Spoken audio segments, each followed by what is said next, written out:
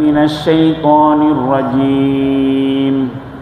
بسم الله الرحمن الرحيم.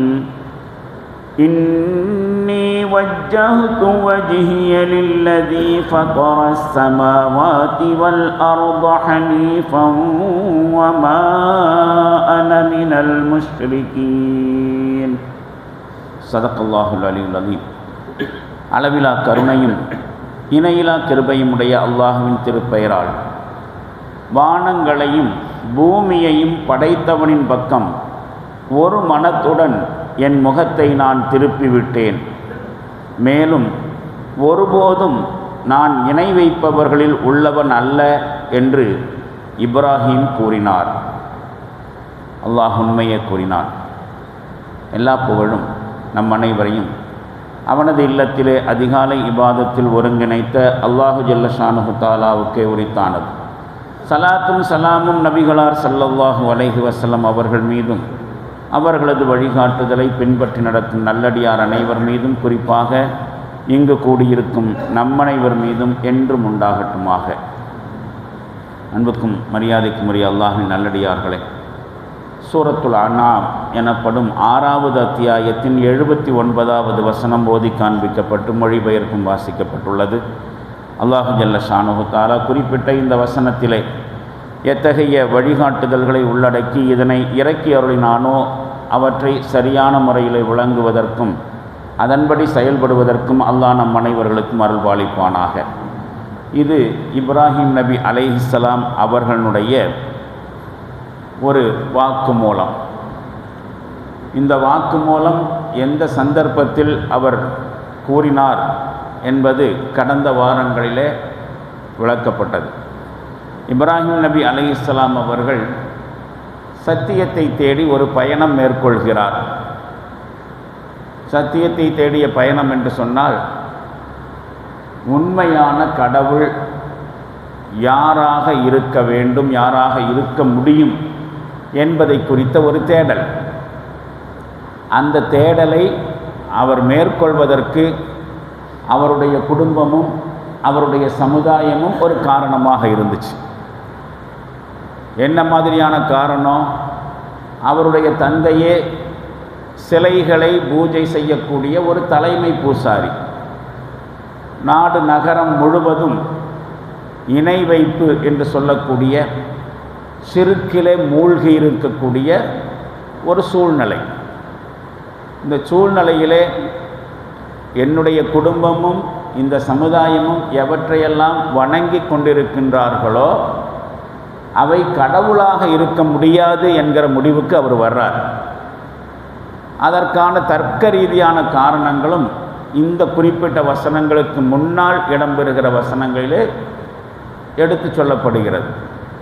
இந்த சிலைகள் ஒருபோதும் கடவுளாக இருக்க முடியாது என்பதற்கான காரணங்கள்.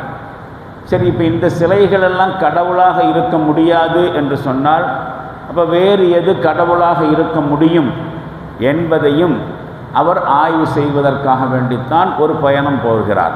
இந்த பயணத்தினுடைய இடையிலே உண்மையான கடவுளை அவர் தேடி அடைந்து கொள்வதற்கான பல முயற்சிகளிலே ஒரு முயற்சி வானமண்டலத்தை ஆராய்ச்சி செய்தது. அதனுடைய இயக்கங்களை எல்லாம் அவர் பார்க்கிறார். பார்த்துவிட்டு அதன் அடிப்படையிலே உண்மையான கடவுள் யாராக இருக்க முடியும் என்று ஒரு முடிவுக்கு வருகிறார். அந்த முடிவு கடந்த வசனங்களிலே எடுத்து சொல்லப்பட்டுச்சு. அந்த முடிவின் அடிப்படையில் தான் இந்த வாக்குமூலத்தை சொல்லுகிறார். இப்போ உலகம் முழுவதும் படைக்கப்பட்டவைகளை வணங்கி கொண்டிருக்கின்றன. உண்மையில் இவையெல்லாம் படைக்கப்பட்ட பொருள். இவற்றையெல்லாம் படைத்தவன் ஒருவன் இருக்க வேண்டும் என்கிற முடிவுக்கு வந்த பிறகுதான் இந்த வாக்குமூலத்தை சொல்லுகிறார். வாக்குமூலம் எப்படி ஆரம்பிக்கிறது? இன்னி வஜ்ஜஹத்து வஜ்ஹிய, என்னுடைய முகத்தை நான் திருப்பிவிட்டேன். வஜ்ஹுன்னு சொன்னால் முகம். அரபியில் வஜ்ஹு என்று சொன்னால் முகத்தை சொல்லக்கூடிய விஷயம். அந்த வஜ்ஹுங்கிற வார்த்தையிலிருந்து தான் வஜ்ஜஹத்து என்கிற வார்த்தையும் பெறப்பட்டிருக்கிறது, உருவாகி இருக்கிறது. அப்போது வஜ்ஹுங்கிற வார்த்தையிலிருந்து வஜ்ஜஹத்துங்கிற வார்த்தையும் வந்திருக்குன்னு சொன்னால் அதனுடைய கருத்து என்னவாக இருக்குன்னு சொன்னால் என்னுடைய கவனத்தை நான் குவித்து விட்டேன். பொதுவாக ஒரு மனுஷன் ஒரு திசையை நோக்கி போயிட்டு இருக்கிறான் அல்லது ஒரு பக்கம் பார்த்துட்டு இருக்கிறான். திடீர்னு அவனுடைய முகத்தை ஒரு குறிப்பிட்ட விஷயத்தின் பக்கம் திருப்புறான்னு சொன்னால் முகத்தை மட்டும் திருப்புறான்னு நம்ம அர்த்தப்படுத்திக்க முடியாது. அங்கே பார்த்துட்டு இருந்தவன் இங்கே பார்க்குறான் அப்படின்னு சொன்னால் அவன் முகத்தை திருப்பி இந்த பக்கம் பார்த்தான் என்பது மட்டுமல்ல, ஏற்கனவே பார்த்து கொண்டிருந்த ஒரு விஷயத்தை விட்டு தன்னுடைய கவனத்தையும் திருப்புறான். சும்மாவாவது பார்க்கல, அசிரத்தையாக கவனக்குறைவாக பார்க்கறது அல்ல. ஒரு குறிப்பிட்ட விஷயத்தின் பக்கம் கவனத்தை குறிப்பதற்காண்டி தான் பார்க்குவான். அந்த கருத்தின் அடிப்படையில் தான் இங்கே வஜ்ஜஹத்து என்கிற வார்த்தை பயன்படுத்தப்பட்டிருக்கிறது. என்னுடைய கவனத்தை நான் குவிக்கிறேன், முகத்தை திருப்புகிறேன் என்று சொன்னால் ஃபிசிக்கலான அந்த முகத்தை மட்டும் திருப்புவதல்ல. அதன் மூலமாக அவர் சொல்ல வருகிற விஷயம், என்னுடைய முழு கவனத்தையும் நான் திருப்பிவிட்டேன் என்று சொல்லி, எங்கே திருப்பிட்டேன்? லில்லதி ஃபத்தர சமாவாத்தி வல் அர்ள், இந்த வானங்களையும் பூமியையும் படைத்தவன் யாரோ அவன் பக்கம் என்னுடைய கவனத்தை குவித்து விட்டேன். இப்போ இந்த முன்னாடி இருந்த வசனங்களில் உண்மையான கடவுளை தேடி அவர் போகிற பொழுது அதில் இந்த நட்சத்திரங்கள், சூரியன், சந்திரன், இந்த வான மண்டலங்கள் இதையெல்லாம் தான் பார்க்குறார். பூமியினுடைய செயல்பாடுகளையும் பார்க்குறார். இதற்கு முன்னால் இடம்பெற்ற வசனங்களில் அல்லாஹ் அதைத்தான் குறிப்பிட்டு காட்டுகிறான். வக்கதாலிக்க நுரி இப்ராஹீம மலக்கூத்த சமாவாத்தி வல் அருள், நாம் இப்ராஹீமுக்கு வானங்கள் பூமியினுடைய ஆட்சி அமைப்பை காண்பித்து கொடுத்தோம் அப்படின்னு சொல்கிறான். அப்போ இப்ராஹிம் நபி வான மண்டலங்களுடைய இயக்கத்தை பார்க்குறாரு, பூமியில் நடைபெறுகிற பல்வேறு நிகழ்வுகளை பார்க்குறாரு. இதையெல்லாம் பார்த்துட்டு இதில் எல்லாம் கடவுள் தன்மை இருக்கக்கூடும் என்று நினைக்கிறார். ஒரு அசம்ஷன், ஒரு யூகம், இதெல்லாம் கடவுளாக இருக்கலாம். இது மனித இயல்பு தானே. பார்க்குற எல்லாவற்றிலும் கடவுள் தன்மை இருக்கிறதாக சொல்வது மனிதனுடைய இயல்பு. இதை அத்வைதம் என்று இந்து மதம் சொல்லுகிறது.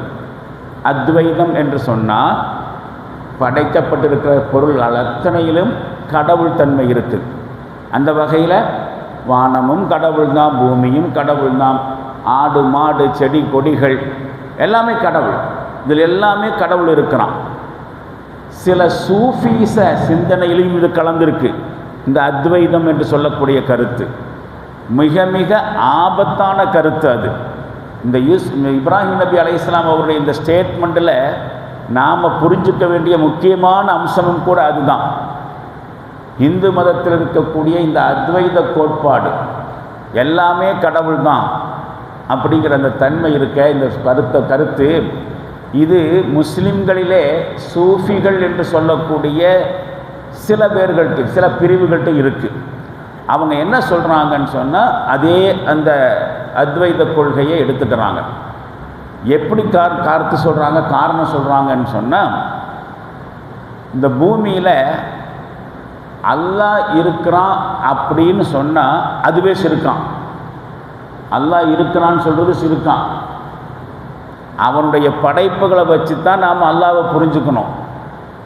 இதெல்லாம் வேற அப்படின்னு சொன்னான், இதெல்லாம் அல்லாஹு அல்லாத வேறை என்று சொன்னால் அவனுடைய தன்மையை விட்டு இதையெல்லாம் விளக்கி பார்க்குறோம்.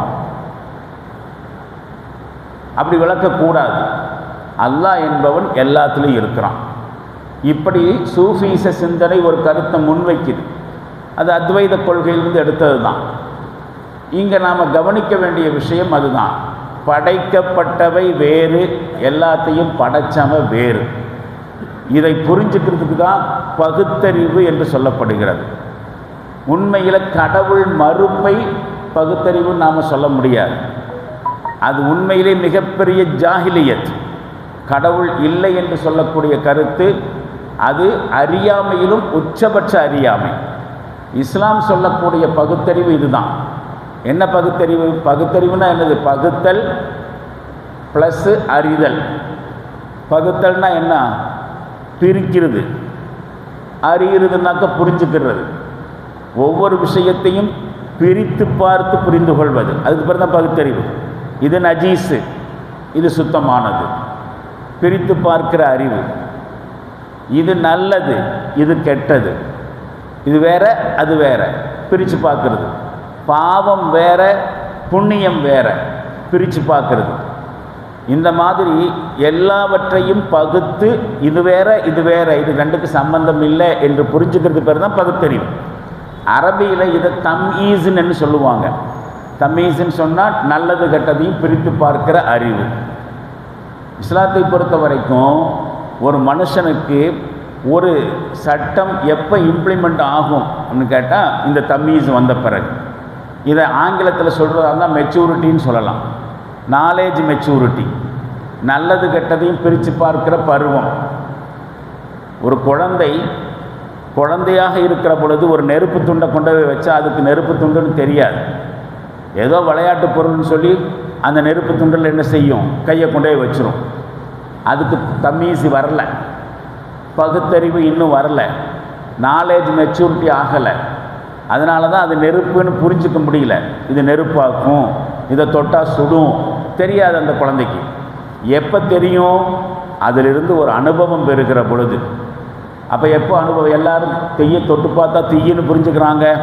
இல்லை, அது தீ என்று புரிந்து கொள்ளக்கூடியது, அது ஆபத்தானது என்று புரிந்து கொள்றதுக்கு தீயை தொட்டு பார்க்கணுங்கிற அவசியம் இல்லை. அதுக்கு பக்கத்தில் போனாலே ஒரு சூடு வரும். அந்த சூட்டிலிருந்தே மனுஷன் என்ன செஞ்சுக்கிறான், பக்கத்தில் போனாலே சுடுது, கையை கொண்டு போகும்போதே வெப்பமாக இருக்குது. அப்போ தொட்டால் இந்த வெப்பம் அதில் அதிகமாக இருக்கும். இதுக்கு பேர் தான் தம்மீஸ். தீயதை தீயதாக புரிந்து கொள்வது, நல்லதை நல்லதாக புரிஞ்சுக்கிறது. நல்லா கவனித்து பாருங்கள்.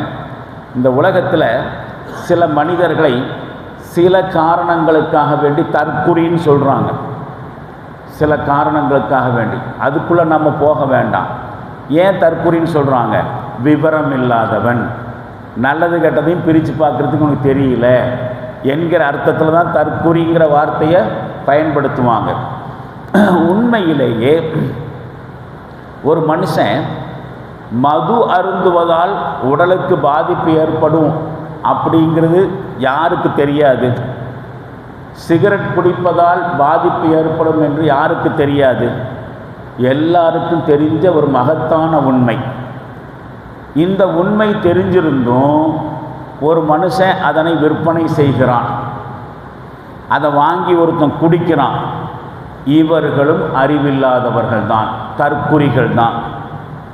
ஒரு அரசாங்கம் வட்டியினுடைய தீமையை புரிந்திருந்தும் கூட தன்னுடைய பேங்கினுடைய நடவடிக்கைகளை, பொருளாதார நடவடிக்கையை வட்டியின் அடிப்படையில் அமைக்குதுன்னா அவங்களும் படித்தவங்கன்னு சொல்ல முடியாது, தற்குறிகள் தான்.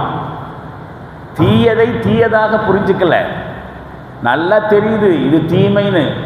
மதுவினால் ஒரு ஆளுக்கும் எந்த காலத்திலையும் நன்மை நடைபெற்றதில்லை. நல்லா தெரியுது மது என்பது தீமையானது, இருந்தும் அதை பயன்படுத்துகிறார்கள் என்று சொன்னால் இவர்களும் பகுத்தறிவில்லாதவர்கள் தான். இங்கே இப்ராஹிம் நபி அலைஹிஸ்ஸலாம் அவர்களுடைய இந்த புரிதல் பகுத்தறிவினுடைய உச்சகட்டம். அதைத்தான் நாம் அங்கே புரிஞ்சுக்கணும். அப்போ வானத்தை பார்க்குறாரு, பூமியை பார்க்குறாரு, அதில் இருக்கக்கூடிய செயல்பாடுகளை பார்க்குறாரு. இதில் எல்லாம் கடவுள் தன்மை இருக்க முடியாது. காரணம், கடவுள் தன்மை இதில் இல்லைங்கிறதுக்கு அவர் எடுத்த முடிவு மறையுது. மறைஞ்சு போகிறது எப்படி கடவுளாக இருக்க முடியும்? அப்போ இதையெல்லாம் படைச்சு இதை இயக்கிட்டு இருக்கக்கூடிய வேறொருத்தன் இருக்கணுங்கிற முடிவுக்கு வந்து தான் இந்த வாக்குமூலத்தை சொல்லுகிறார். அதனால தான் அவருடைய வாக்குமூலத்தில் நான் ஒரு கடவுள் பக்கம் என்னுடைய கவனத்தை குவிச்சிட்டேன் அப்படின்னு சொல்லும்போது அந்த கடவுள் யார் தெரியுமா? அல்லதி ஃபதர ஸமாவாதி வல் அர்ள், இந்த வானங்களையும் பூமியையும் படைத்தவன் யாரோ அவன் பக்கம் கவனத்தை குவிச்சிட்டேன், இதன் பக்கம் கவனத்தை குவிக்க மாட்டேன்னு அர்த்தம். இந்த உலகத்தில் இருக்கக்கூடிய எதனையும் நான் கடவுளாக கருத மாட்டேன். இவற்றையெல்லாம் படைத்த ஒருத்தன் இருக்கிறான், அவனை நான் இந்த செயல்பாடுகளுடைய இந்த இயக்கத்தினுடைய அமைப்பை பார்த்து புரிஞ்சுக்கிட்டேன் என்று சொல்லி வானங்களையும் பூமியங்களையும் அல்லாஹ் காமிச்சு கொடுத்து அதை அவர் ஆராய்ச்சி பண்ணி முடிவில் இந்த வானங்களை எல்லாம் படைத்தவன் பக்கம் கவனத்தை குவிச்சிட்டேன்னு சொல்கிறார். அடுத்து கவனத்திற்குரிய ஒரு வார்த்தை இந்த வசனத்தில் இடம்பெறுகிறது, ஹனீஃபன். கடைசியில் முத்தாய்ப்பான முக்கியமான ஒரு செய்தி இருக்குது. ஹனீஃபன் அப்படின்னா என்ன அர்த்தம்? ஒருமனப்பட்டவனாகன்னு அர்த்தம். ஹனீஃபனா ஏற்கனவே வஜ்ஜஹத்து வஜ்ஹிய, என்னுடைய முகத்தை திருப்பி விட்டேன் அப்படிங்கிறதுல என்னுடைய கவனத்தை குவிச்சிட்டேங்கிற அர்த்தம் வருது. ஒரு இடத்துல கான்சென்ட்ரேஷன் செலுத்தி விட்டேன். ஹனீஃபன் அப்படின்னா என்ன அர்த்தம்? ஹனீஃப்ங்கிற வார்த்தை ரொம்ப ரொம்ப முக்கியமான வார்த்தை. நம்முடைய சமுதாயத்தில் நிறைய பேருக்கு ஹனீஃப்ங்கிற பேர் வைக்கிறாங்க, ஆனால் அதனுடைய அர்த்தத்தை புரிஞ்சுக்கிட்டெல்லாம் வைக்கிறது இல்லை. இப்ராஹிம் நபி அலைஹிஸ்ஸலாம் அவருடைய இந்த வாக்கு மூலத்தில் இடம்பெறுகிற ஒரு பெயர் தான் ஹனீஃப்ங்கிற வார்த்தை. ஹனீஃப் அப்படின்னு சொன்னால் என்னுடைய கவனம் முழுவதையும் ஒருமனப்படுத்திட்டேன்னு சொல்ல மட்டுமல்ல, என்னுடைய கவனத்தை வேறு எதுலேயும் சிதற விடலை. 100% ஃபுல் கான்சன்ட்ரேஷன். என்னுடைய கவனத்தை சிதற விடாமல் என்னுடைய மனத்தை, என்னுடைய கவனத்தை, என்னுடைய சிந்தனையை ஒருமுகப்படுத்தியவனாக. அப்போது இதன் மூலமாக அவர் சொல்ல வர்ற விஷயம், ஒரு சிறிய அளவில் கூட இந்த துனியாவில் இருக்கக்கூடிய எதற்கும் நான் தெய்வீக அம்சத்தை கற்பிக்க மாட்டேன். ஒரு சின்ன சலனம் கூட எனக்கு அந்த வகையில் வராது. என்னுடைய கடவுள் நம்பிக்கையில் ஒரு சின்ன சலனம் கூட வராது. இந்த ஹனீஃபன்கிறதை எப்படி புரிஞ்சுக்கலாம்? இது மாதிரி தத்துவார்த்த ரீதியில் சொல்லும் பொழுது கொஞ்சம் புரியாமல் இருக்கலாம். சரியாக ஹனீஃபன்கிற வார்த்தையை புரிஞ்சுக்கணும்னாக்கா சலனம் இருக்கக்கூடாது. எதில் சலனம் இருக்கக்கூடாது? ஈமான் என்கிற இறை நம்பிக்கையில், கடவுளை பற்றிய அறிவில் கொஞ்சம் கூட சலனம் இருக்கக்கூடாது. எப்படி புரிஞ்சுக்கலாம் என்று சொன்னால், சில நேரங்களில் நம்முடைய கடவுள் நம்பிக்கைங்கிறது அல்லாஹ் நாடித்தான் எதுவும் நடக்கும். அல்லாஹ் நாடாமல் இந்த உலகத்தில் எதுவும் நடக்காது. இதான ஈமான். நம்முடைய ஈமான் என்ன? ஈமானுடைய அதில் பல அம்சங்களில் ஒரு விஷயம், இந்த உலகத்தில் எது ஒன்று நடந்தாலும் அது அல்லாஹ்வின் நாட்டத்தினால்தான் நடக்கிறது. அவனுடைய கற்பனைக்கும் நாட்டத்திற்கும் திட்டத்திற்கும் மாற்றமாக இங்கே ஒன்றும் நடக்காது. அதை பற்றி குர்ஆனில் சொல்லுகிற பொழுது, ஒரு மரத்திலிருந்து ஒரு இலை உதிர்ந்து கீழே விழுவதாக இருந்தாலும் அது அல்லாஹ்வுடைய கவனத்துக்கு அப்பாற்பட்டு நடக்கிறது இல்லை. உலகத்தில் ஒரு மரம் தான் இருக்கா? கோடானு கோடி மரங்கள், அதிலிருந்து ஒரு இலை தான் விழுகுமா? இலைகள் உதிர்ந்துக்கிட்டே இருக்கும். குறிப்பாக இலையுதிர் காலம்னே ஒரு காலம் இருக்குது. மரத்தினுடைய அத்தனை இலையும் பொழிஞ்சு போகும், உதிர்ந்து போகும், புதிதாக துளிர்க்கும். இந்த ஒவ்வொரு இலை விழுவதும் அல்லாஹ்வுடைய கவனத்தில் இருக்குது. அவனுடைய கவனத்தில் இல்லாமல் இந்த பூமியில் ஒரு சின்ன சலனம் கூட நடக்காதுங்கிறது நம்முடைய ஈமான். அப்படி இருக்கும் பொழுது ஒரு மனுஷன் இன்னொரு மனுஷன் செஞ்சு வைக்கிற சூனியத்தினால எனக்கு பாதிப்பு ஏற்படும் நம்புறான்னு வச்சுக்கோங்க. எனக்கு செய்வனை செஞ்சு வச்சுட்டாங்க, அல்லது இந்த ஆளுக்கு செய்வனை செஞ்சு வச்சுட்டாங்க, அதனால் அந்த லைஃப்பில் அவருடைய ஆக்டிவிட்டீஸில் ஒரு சேஞ்சு வருது அப்படின்னு நினச்சா அது என்ன அர்த்தம்? அது ஈமானில் ஏற்பட்டிருக்கக்கூடிய சலனம். அல்லாஹ் நாடித்தான் எதுவும் நடக்கும்போது இன்னொரு ஆள் செஞ்சு வச்சு இவருடைய வாழ்க்கையில் சேஞ்ச் பண்ண முடியும்னாக்கா என்ன அர்த்தம்? அல்லாஹ் செய்கிற வேலையை இந்த சூனியக்காரனும் செய்கிறான். அல்லாஹ்வுடைய தன்மையை சூனியக்காரனுக்கு கொடுத்தாச்சு. சில பேர்கள்,